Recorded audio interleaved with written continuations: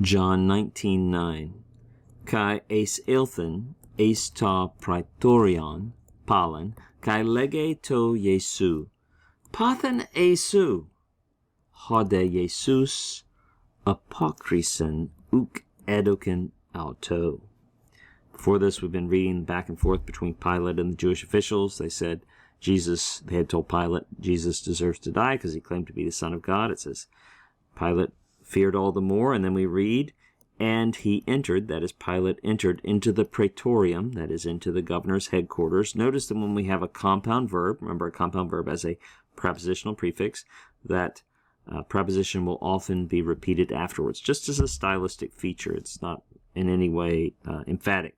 So, and Pilate entered into the praetorium, into the governor's headquarters again, and he said, notice, verbs of speech and motion are frequently in the present tense in narrative. They're called narrative or historical presence. And he said to Jesus, so this is what Pilate says to Jesus. He says a question. He says, "Whence are you?" In other words, from where are you? Where do you come from?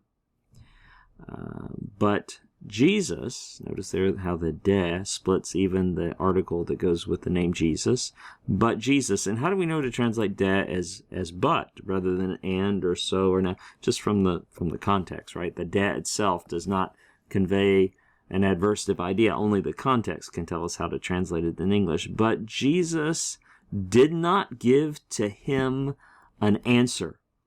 Now, this word apokrisis only occurs 4 times in the New Testament, but you've seen the verb apokrinomai, which is related so many times, so you probably can recognize it, right? Here's the lexical form, apokrisis is answer, and it's used here as the direct object of edoken, right? Jesus did not give to him an answer, a reply.